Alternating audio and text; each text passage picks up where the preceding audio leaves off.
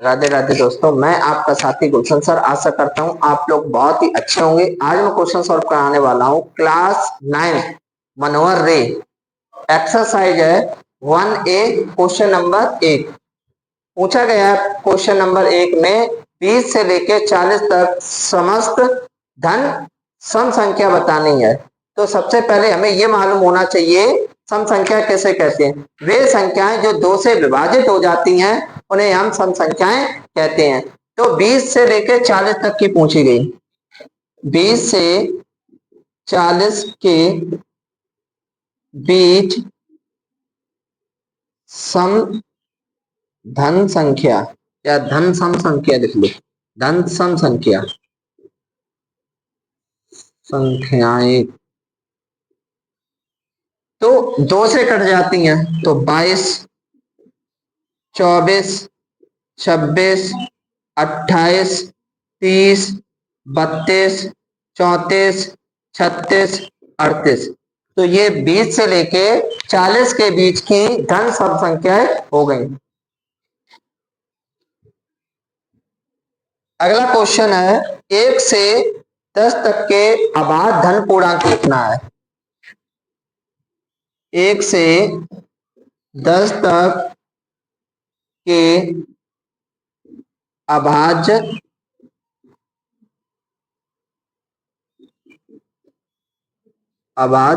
संख्याएं।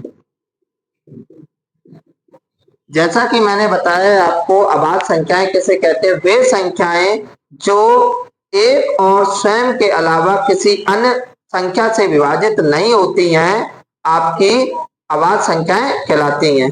तो 1 से 10 तक की अभाज्य संख्या लिखनी है। तो ये कौन कौन सी हो जाएंगी? 2 हो जाएगी, 3 हो जाएगी, 5 हो जाएगी और 7 हो जाएगी। अगला क्वेश्चन देखेंगे तीसरा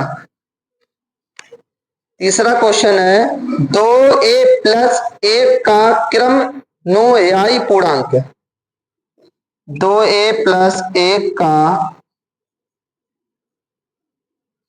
क्रमानुयायी पूर्णांक।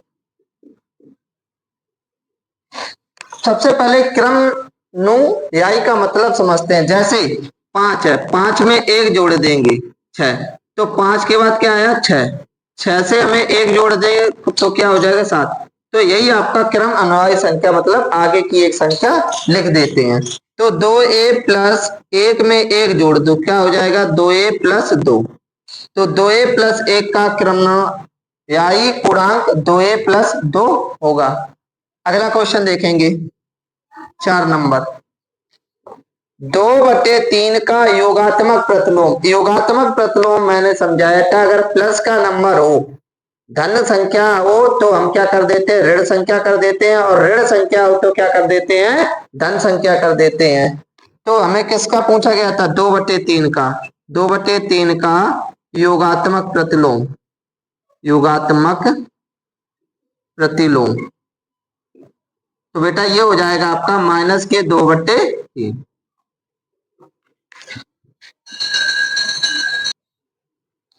माइनस, अगला क्वेश्चन है 5 नंबर -5 का गुणात्मक प्रतिलोम लिखिए।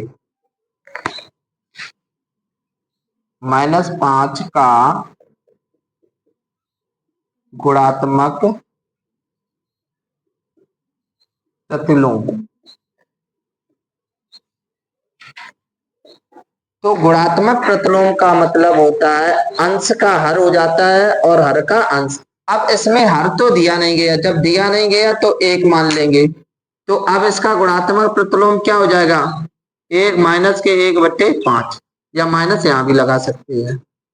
अगला क्वेश्चन देखेंगे 6 नंबर P प्लस क्यू और P माइनस क्यू के योगात्मक प्रतिलोम लिखिए। योगात्मक प्रतिलोम जैसे अभी मैंने बताया था, P प्लस क्यू का योगात्मक प्रतिलोम।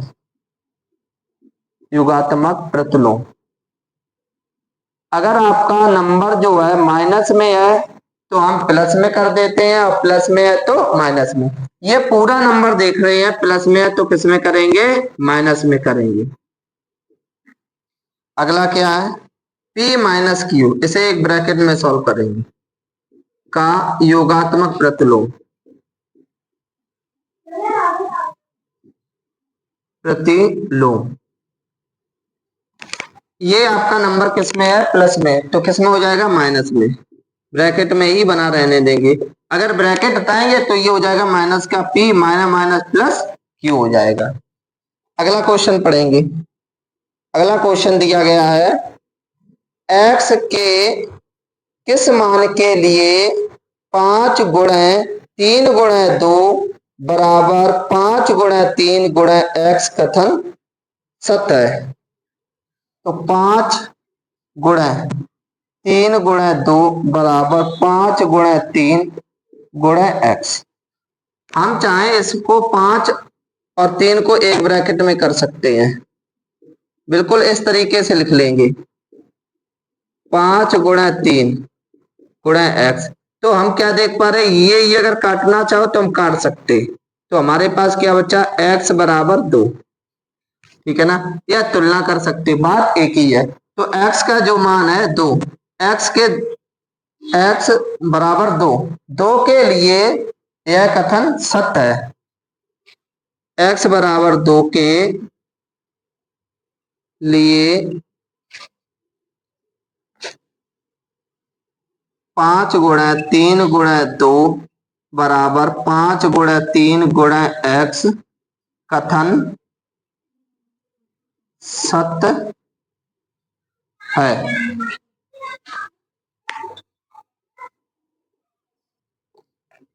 पूर्णांकों में ऐसी कौन सी संख्या है जो स्वयं की योज प्रतिलोम होती है। तो यहाँ पर हम सबसे पहले ऐसी कौन सी संख्या है जो स्वयं का योग प्रतिलोम होती है, 0 ही एक ऐसी संख्या होती है जो स्वयं का प्रतिलोम होती है, ठीक है ना। तो 0 लिख देंगे, 0 स्वयं का योज प्रतिलोम होती है। अगला क्वेश्चन समझेंगे 9 नंबर। यदि a एक सम धन पूर्णांक है तो बताइए कि संख्या a माइनस 1 a प्लस 1 सम है अथवा विषम। तो a एक सम धन पूर्णांक है, यानी a एक सम धन पूर्णांक, सम संख्याएं वे संख्याएं होती हैं जो 2 से विभाजित हो जाती हैं। तो कौन कौन लिख सकते, 2 4 6 8, कोई भी तुम्हारी जो मर्जी हो। हम क्या करेंगे, a बराबर 2 लेके चलेंगे, a बराबर 2 रखेंगे, तो हमारा a माइनस 1 और a प्लस 1 में रखेंगे, तो ये हो जाएगा 2 माइनस 1 2 प्लस 1, तो 2 में से 1 जाएगा 1, गुणा में है तो 2 और 1 3, 3 एकम 3, 3 कैसी संख्या है, विषम। लेकिन एक ही संख्या से हम नहीं बता सकते हैं ये विषम है या सम, कम से कम 3 या 4 संख्या, कम से कम 3 तो होनी चाहिए। तो और कोई संख्या ले लो, 6 ले लिया मैंने, तो जहां पर रखेंगे 6 माइनस 1 6 प्लस 1, 6 में से 1 जाएगा तो क्या बचेगा 5, 6 में 1 जोड़ेंगे 7, 7 पना 35, और 35 कैसी संख्या होती है, विषम संख्या होती है। अगला एक और निकाल के देख लो, a बराबर रख दो, क्या 8 रख दिया, तो क्या हो जाएगा 8 माइनस 1 8 प्लस 1, 8 में से 1 जाएगा, क्या आ जाएगा 7, 8 में 1 जोड़ेंगे तो क्या हो जाएगा 9, 9 का जब 7 से गुणा करते हैं 9 7 63, 63 कैसी संख्या है, विषम संख्या है। तो हमें क्या पता चल रहा है, जब हम कोई भी सम धन पूर्णांक रख रहे हैं तो क्या आ रहा है, विषम संख्या आ रही है। तो यही पूछा गया था कि सम है अथवा विषम, अतः संख्या a माइनस 1 a प्लस 1 विषम है।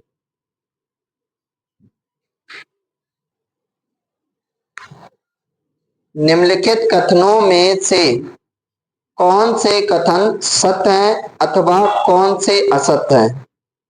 पहला दिया गया है दो धन अभाज्य पूर्णांक का गुणन सदैव अभाज्य होता है। दो धन अभाज्य गुणांक, तो दो कोई भी अभाज्य गुणांक ले ले, जैसे 3 ले लिया और 5, ये अभाज्य गुणांक है। इनका गुणनफल, गुणनफल का मतलब या गुणन का मतलब गुणा करो, ये आ गया 15। और 15 कैसी संख्या है? विषम संख्या है, क्योंकि ये 3 से भी कट रही है। या हम भाज्य और अभाज्य में देखेंगे तो ये भाज्य संख्या है, 1 से कट रही, 3 से कट रही, 5 से कट रही, 15 से कट रही है।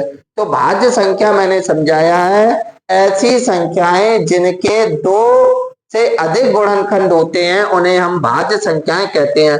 और 15 देखो किन किन से कट रही है? 1 से भी कट रही है, 3 से भी कट रही, 5 से भी कट रही, 15, ये तो 4 संख्याओं से कट रही। जब 4 संख्याओं से कट रही है तो कैसी संख्या हो जाएगी?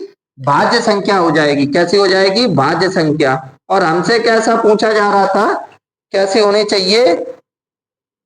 गुणन सदैव अभाज्य होता है।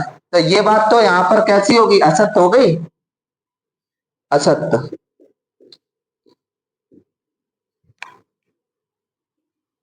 अगला देखो, दो धन अभाज्य पूर्णांक, कोई भी दो धन अभाज्य पूर्णांकों का योग। तो कोई भी हम दो अभाज्य पूर्णांक ले लें, एक ले लिया 3, एक ले लिया हमने 7, इनका योग कर दिया, जोड़ दिया, कितना? 10। सदैव अभाज्य होता है। देखो 10 कैसी संख्या आ गई? 10 देखो 1 से कट रही, 2 से कट रही, 5 से कट रही और 10 से कट रही। इसके कितने गुणनखंड हो गए? 4 गुणनखंड हो गए। जब 4 गुणनखंड हो गए तो ये मतलब है भाज्य संख्या। और हमसे क्या कहा गया? सदैव। सदैव शब्द न लगा होता तो कुछ हो सकता है भाज्य भी आए, कुछ अभाज्य भी आती, लेकिन अब यहाँ पर सदैव लगा दिया। जब सदैव लगा दिया तो इसमें तो भाज्य निकल आया, और वो क्या कह रहे हैं? अभाज्य। इसलिए ये भी आपका कैसा हो गया? असत्य हो गया। अगला पॉइंट देखेंगे, तीसरे में कहा गया है यदि ए और बी कोई दो ऋण पूर्णांक हो, ए और बी कोई भी ऋण पूर्णांक ले लें, माना ए बराबर -5 और बी बराबर -7, दोनों पूर्णांक है। पूर्णांक किसे कहते हैं? पूर्णांक को अंग्रेजी में इंटीजर्स कहते हैं। माइनस के नंबर, प्लस के नंबर और 0, ये सब मिलकर क्या बनाते हैं? पूर्णांक बनाते हैं। तो हमने 5 ले लिया और -7 ले लिया, क्या कहा गया था? ऋण पूर्णांक है। तब a प्लस बी, यानी a प्लस बी, ए और बी को जोड़े तो a की जगह क्या है? -5, प्लस b की जगह -7, -5 प्लस -7 जोड़ देंगे, क्या हो जाएगा? -12। तो ये कहा गया है बी सदैव एक ऋण पूर्णांक होगा। बिल्कुल बात जो है बिल्कुल सत्य है, क्योंकि हमने जब माइनस के दोनों नंबरों को जोड़ा तो क्या आया? माइनस का नंबर आया। तो ये कैसी बात है? सत्य बात है।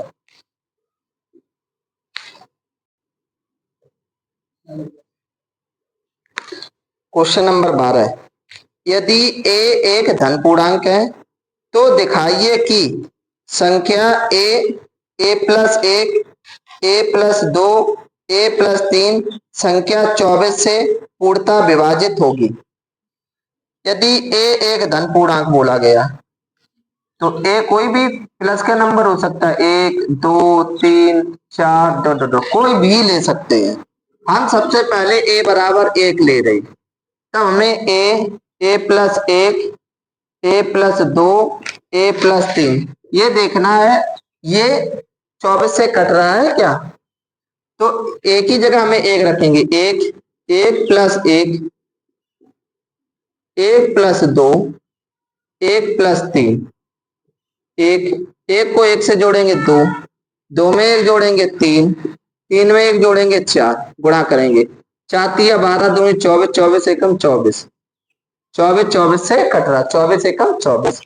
और भी देखेंगे, a बराबर 2 रखो, इसी में 2 रख दो, तो 2 प्लस 1, 2 प्लस 2, 2 प्लस 3 यहां पर रखा, तो क्या हो जाएगा, 2 गुणा 2 और 1 3 गुणा 2 और 2 4 गुणा 3 2 5, 5 को 20 दिया 60, 60 दूनी 120, 24 से भाग दो इसको, 24 पंचे 120।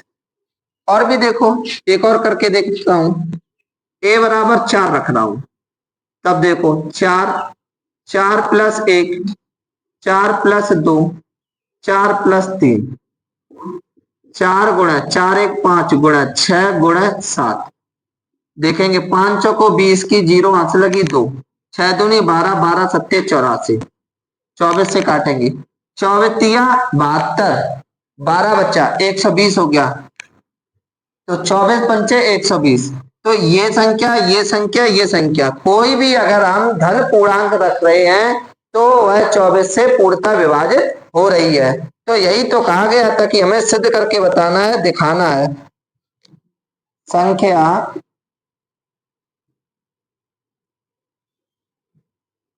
जब ए एक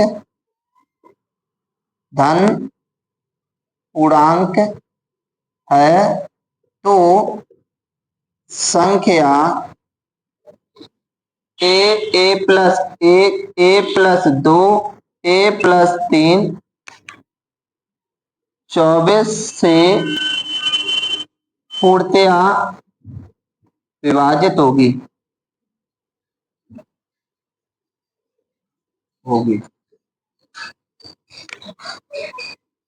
इस प्रकार आप इन क्वेश्चनों को हल कर सकते थे। 13, यदि ए एक सम धन पूर्णांक है और बी एक विषम धन पूर्णांक है तो बताइए कि निम्नलिखित संख्याओं में से कौन सी सम संख्या है। सबसे पहले हम बात करते हैं सम संख्याएं किसे कहते हैं। वे संख्याएं जो 2 से विभाजित हो जाती हैं सम संख्याएं कहलाती हैं। वे संख्याएं जो 2 से विभाजित नहीं होती हैं विषम संख्याएं कहलाती हैं। तो ए की जगह आप कोई भी नंबर ले सकते हैं। ए एक सम बोला गया 2 4 6 8 डॉट डॉट डॉट। बी की जगह कोई भी विषम संख्या ले सकते हो डॉट डॉट डॉट। तो कोई एक संख्या लेते हैं a बराबर 2। अगर a स्क्वायर है इसकी जगह हम कोई संख्या लिख रहा हूं a बराबर 2, तो ये हो जाएगा आपका 2 का वर्ग, और 2 का वर्ग कितना होता है 4, और 4 कैसी संख्या है आपकी सम संख्या। इसी प्रकार से b लेंगे, b बराबर मैंने रख दिया 1 या 3 या 5, कुछ भी रखो विषम संख्या हो, b स्क्वायर, तो 5 का स्क्वायर 25, 25 कैसी है विषम संख्या। कहने का तात्पर्य है जब हम सम संख्या का वर्ग करते हैं तो सम संख्या आती है, जब विषम संख्या का वर्ग करते हैं तो विषम संख्या आती है। जब सम संख्या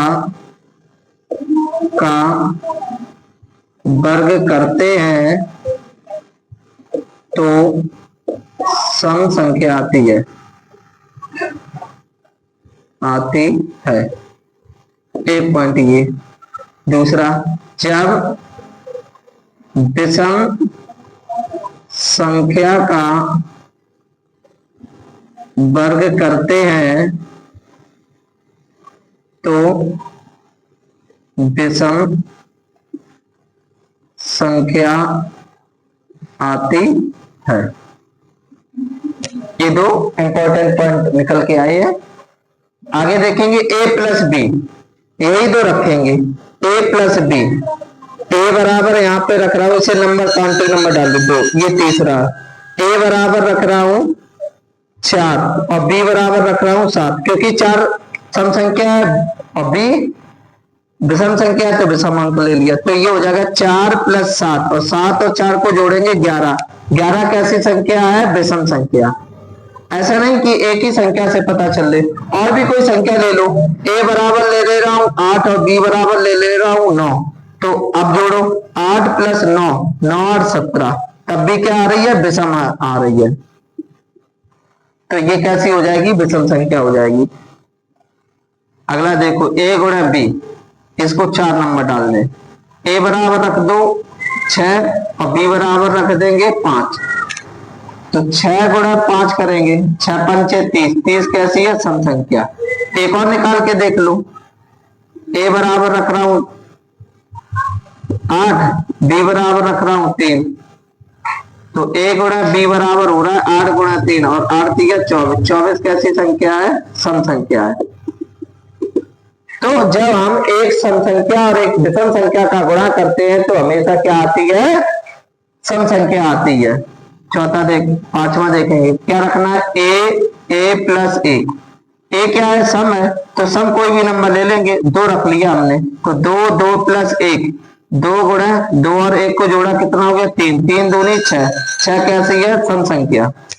इसी प्रकार से एक और अंक निकाल के देखेंगे 4, तो 4 प्लस 1, 4 1 5, तो 5 गुणा 4 का गुणा करेंगे 20, 20 भी कैसी है?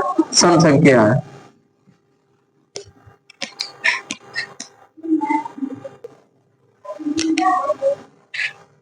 अब ये देखेंगे बी, इसे 6 नंबर डाल देंगे।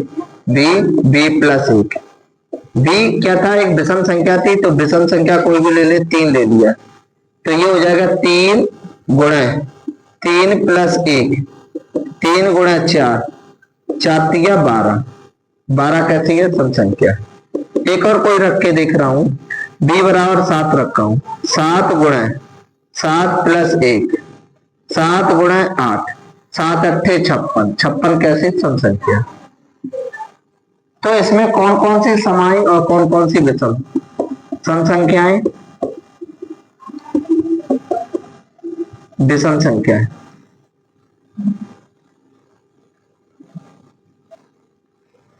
सम संख्याओं में ए स्क्वायर बी स्क्वायर आया था विषम संख्या, ये आया था ए प्लस बी विषम संख्या, ए गुणा बी आया था सम संख्या, ए गुणा बी, ए प्लस बी एक सम संख्या आया था, बी प्लस 1 ये भी सम संख्या आई है, बी प्लस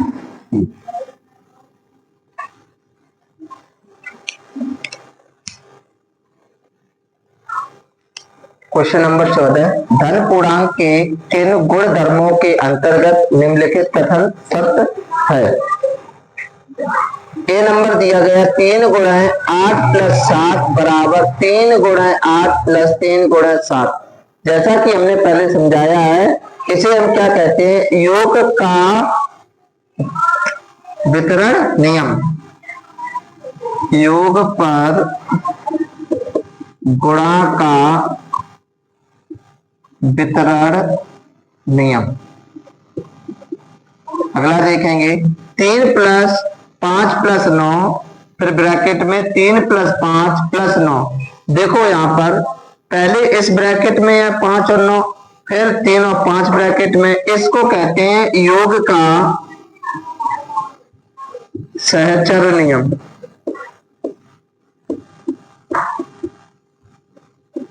अगला 3 गुणा 2 और 2 गुणा 3, संख्या सेम है लेकिन आगे पीछे लिखी है, इसे हम कहते हैं गुणा का क्रम विनिमय नियम। गुणा का क्रय विनिमय नियम। 3 गुणा 5 ए गुणा 5, यहां पर हम देख रहे हैं ए बराबर क्या आ रहा है? 3 आ रहा है, इसे हम कहते हैं निरसन नियम। निरसन नियम। इस एक्सरसाइज का लास्ट क्वेश्चन है 15 नंबर, संख्या रेखा पर -5, -2, 0, 1, 2 और 5 को दर्शाइए। तो यहां पर हम सबसे पहले एक रेखा खींचेंगे जिसके ठीक बीच में हम 0 लेंगे, इधर प्लस के नंबर लेंगे दाईं तरफ 1, 2, 3, 4, 5, बाईं तरफ हम माइनस के नंबर लेंगे -1, -2, -3, -4, -5। अब हमें क्या दर्शाना है? -5, तो यहां पर -5 ये है, तो इसे हम ए से प्रदर्शित कर रहे हैं। फिर क्या दर्शाना? -2, -2 को हम बी से प्रदर्शित कर रहे हैं। फिर क्या दर्शाना है, जीरो, ये है जीरो, इसे हम सी से प्रदर्शित कर रहे हैं। फिर एक दर्शाना है, इसे हम डी से प्रदर्शित कर रहा हूं। फिर 2 को ई से प्रदर्शित कर रहा हूं। इसके बाद 5 को एफ से प्रदर्शित कर रहा हूं। A B C D E तथा एफ क्रमशः -5 -2 0 1 2 5 को प्रदर्शित करते हैं।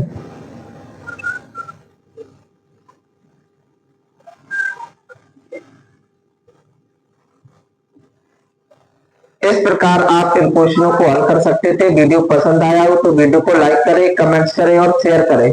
ऐसे और से वीडियो देखने के लिए हमारे चैनल गुलशन सर 359 से जुड़े रहें।